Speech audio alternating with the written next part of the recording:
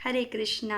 आज हम आपको एक स्टोरी सुनाते हैं जो हमें कितना कुछ सिखाती है। वो हम जब स्टोरी सुनेंगे तो समझेंगे।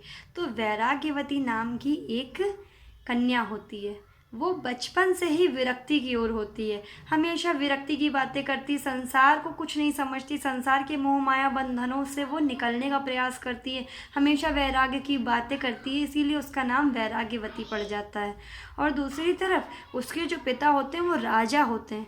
आप समझिए, हमारे तो घर में राजपाट नहीं है, राजा नहीं है हमारे पिता, फिर भी क्या होता है, फिर भी हम लोग सोचते हैं कि हमें ये मिल जाए वो मिल जाए। उसके जीवन में सब कुछ था, भौतिक संसार की कोई कमी नहीं थी, भौतिक सुख की कोई कमी नहीं थी, पर फिर भी उसको वो सब नहीं चाहिए था। वो विरक्त थी, बचपन से उसके अंदर ऐसी विरक्त प्रवृत्ति थी।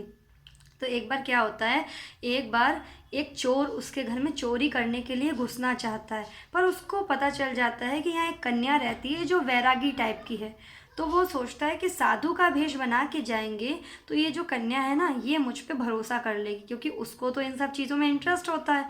फिर क्या होता है कि जो वो चोर बन करके चोर होता है, वो साधु का वेश धारण करके ऊपर किसी तरह से चढ़ के उसके कमरे में पहुंच जाता है।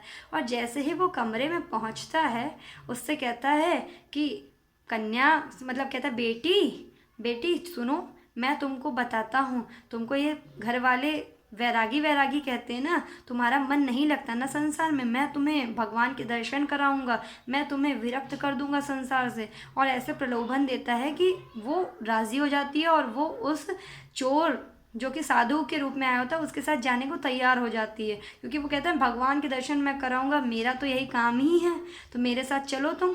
तो कहती हाँ हाँ, मैं आपके साथ चलने को तैयार हूँ, क्योंकि मेरा मन बिल्कुल नहीं लगता इस संसार में और इस घर में, इस परिवार में, मुझे कुछ अच्छा नहीं लगता, मुझे सिर्फ भगवान चाहिए। तो ऐसा जब वो कहती है, वो कहते हैं हाँ हाँ, मैं तुम्हें कह रहा हूँ ना, मैं दर्शन कराऊँ भगवान से, मैं तुम्हें मिलवा दूंगा।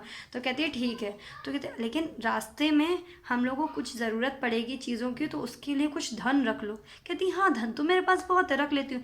तो क्या करता है, धन हीरे जवाहरात उसके पास जो कमरे में होता है वो सब रखता है, और साथ साथ खुद ही वो पोटलियाँ बना बना के रखने लगता है। अच्छा, वो सीधी इतनी होती है कि वो सोचती है कि ऐसा जो है वो थोड़ी ना कोई, मतलब वो कह रहे हैं तो गुरु मान लिया अब उसने, कि वो जो कह रहे हैं तो गुरु वाणी को हम वही करेंगे जो वो कह रहे हैं। उन्होंने स्वीकार कर लिया और उन्होंने सब पोटली बनाई और सब ले जा करके उनके साथ चल दी, भाग गई। अब जब वो भागी तो राजा को और उनके यहाँ किसी को पता नहीं था, चुपचाप वो चोर के साथ भाग गई। उनको लगा वो भगवान के दर्शन कराने के लिए जा रहे हैं। दूसरी तरफ यहाँ राजा वो खोज में पड़ गए कि मेरी बेटी गई कहाँ, हुआ क्या है, ढिंडोरा पिटवाया गया, मेरी कन्या कहाँ गई। इधर उसने क्या किया, चोर ने वैराग्यवती को पेड़ से बांध दिया। क्यों बांध दिया, कि भाई उसको तो सब कुछ चोरी करके जाना था ना अलग, वो अपना राज करेगा, मज़े करेगा, वो वैराग्यवती को तो बेवकूफ़ बना रहा था ना। अब उसने पेड़ में बांध दिया। अब पेड़ में बांध दिया तो कहने क्या लग गया, वो कहती है आप कहाँ जा रहे हैं गुरुदेव। कहते हैं अरे मुझे ना थोड़ा सा काम है, तुम्हें भगवान के दर्शन हो जाएंगे, ये पक्की बात मैं कहता हूँ, मैं थोड़े टाइम बाद आता हूँ, जब तक मैं ना खोलूँ तब तक तुम इस पेड़ से हिलना नहीं, और कोई आए तो खोलने मत देना। कहती है ठीक है जी गुरुदेव। तो वो चले जाते हैं वहाँ से। अब वो मतलब चोर चला जाता है और जो वैराग्यवती होती है वो बंधी रहती है। अब क्या होता है, अब वैराग्यवती बंधी रहती है, शाम का टाइम हो जाता है, शेर चीते भालू सब जंगल में है, वो उनकी आवाज़ें आती है, वो डरती भी है, लेकिन वो भगवान का नाम लेती है और भगवान में विश्वास करके कहती है भगवान आपने मुझे गुरु से मिलाया, गुरु ने जो कहा है आप मुझे ऐसे ही मिलेंगे तो मैं तपस्या करने को तैयार हूँ, मैं नहीं जाऊँगी यहाँ से चाहे कुछ हो जाए आज। तो वो नहीं जाती। उसके पिता ढूंढते ढूंढते राजा आ जाते हैं और वैराग्यवती को वहाँ खोलने लगते, तो वो कहती नहीं, खोलना नहीं, मैं यहाँ से नहीं जाऊँगी तो नहीं जाऊँगी, मेरे गुरुदेव ने कहा है कि मुझे यहीं बंधे रहना है, मैं यहाँ से नहीं जाऊँगी। अब वो कहते हैं बेटी चलो, वो बेवकूफ़ बना रहा था, वो चोर था, ले गया सो ले गया, तुम क्यों परेशान हो रही हो। नहीं मानती है। फिर अब पिता हार जाते हैं। फिर उसके बाद ये बात नारद जी देख रहे होते, तो नारद जी कहते हैं ये बेटी तो बहुत ज़्यादा दृढ़ निश्चय से ये सब करी, इसकी तो तपस्या हो गई है पूरी तरह से, ये अच्छी बात नहीं है, इसको कष्ट हो रहा है, मैं जाके समझाता हूँ कि वो चोर था। तो नारद जी आके कहते हैं बेटा वो चोर था, वो तुम्हें बेवकूफ़ बना रहा था, वो कोई दर्शन कराने वाला नहीं था, वो तो लूट पाट के भाग गया, वो नहीं आएगा वापस, तुम चलो। नहीं नारद जी, अब तो मेरा दृढ़ विश्वास और पक्का हो गया है, जिसके कारण मुझे आप जैसे दिव्य पुरुष के, आप जैसे भक्त के दर्शन हो गए। सोचिए सिर्फ 2 दिन में, तो वो सोचिए कितने बड़े संत और कितने बड़े गुरु होंगे। नारद जी माथा पीट लेते हैं, ये तो समझ ही नहीं रही है। फिर क्या होता है, फिर नारद जी वहाँ से जा कर के भगवान से कहते हैं, भगवान आप ही कुछ करिए, ये बेटी मर जाएगी, ये प्राण त्याग देगी, पर ये हटेगी नहीं। इसकी इतनी दृढ़ श्रद्धा है आपके और गुरु के ऊपर कि भगवान मुझे बचाएंगे, और गुरुदेव की वाणी है तो भगवान मुझे मिलेंगे।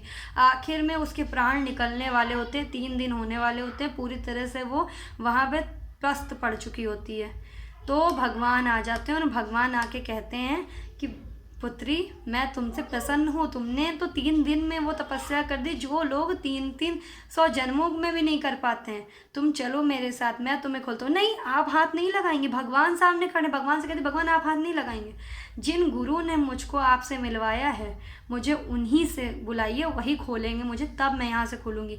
दृढ़ श्रद्धा ऐसी थी गुरु के प्रति, चाहे वो चोर ही था, लेकिन श्रद्धा इतनी महत्वपूर्ण होती है कि उसकी श्रद्धा ने भगवान से उसकी मिलन करवा दिया, भगवान की प्राप्ति करा दी। भगवान आखिर में अपना धाम छोड़ करके उसके पास आए।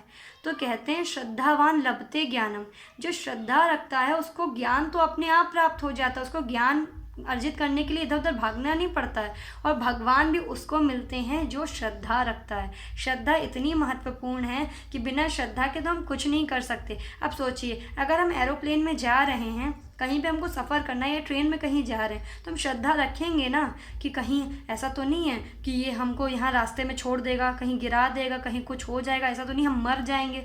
ऐसा सोचते रहेंगे तो हम कैसे सफ़र कर पाएंगे, हम अपने गंतव्य स्थान पर कैसे पहुँच पाएंगे। वहाँ तक पहुँचने के लिए हमें श्रद्धा रखनी पड़ेगी, नहीं कुछ बुरा नहीं होगा। अगर हम कुछ खा रहे हैं तो श्रद्धा रखनी पड़ी होगी कि इसमें कोई ऐसी मिलावट नहीं कि हमें जहर दे दिया गया, मार देगा। ऐसा नहीं सोच सकते हम कहीं पे रोड पे चल रहे हैं तो हम ये नहीं सोच सकते गाड़ी आकर के हमें टकरा के मार ही देगी। हमें अपना ध्यान रखना है, लेकिन श्रद्धा रखनी पड़ती हर चीज़ में। तो संसार में जब हम कुछ भी करते हैं तो उसमें बिना श्रद्धा के कुछ नहीं कर सकते। तो भगवान कैसे प्राप्त होंगे बिना श्रद्धा के। तो वो तो झूठा गुरु था, चोर के रूप में, चोर था गुरु के रूप में आया, तो उसने भगवान की प्राप्ति उसकी श्रद्धा ने करवा दी, उस बिटिया की, मतलब उस कन्या की, वैराग्यवती की। तो हम लोग को तो गुरु हैं, संत हैं, इतने इतने आचार्य हैं, हम लोग को समझा रहे हैं, वो लोग तो अपनी चीख चीख के कह रहे हैं कि हम लोग समझ जाएं, हम लोगों को सब कुछ खुला मिल रहा है। तब हम लोग अगर सीख के ना समझें तो ये हम लोगों की ही मंद बुद्धि होगी, उसमें किसी और की जो है कोई भी गलती नहीं होगी। इसलिए जो गुरु कहते हैं, जो आचार्य कहते हैं, जो हमारे शास्त्र कहते हैं, जो भगवान हमें आदेश देते हैं, उन सब का पालन श्रद्धापूर्वक करना है। जब हम उसमें श्रद्धा रखते हैं तो भगवान की प्राप्ति अवश्य होती है। हम नाम में श्रद्धा रखते हैं, भगवान की प्राप्ति अवश्य होती है। हरे कृष्णा, राधे राधे, हरि बोल।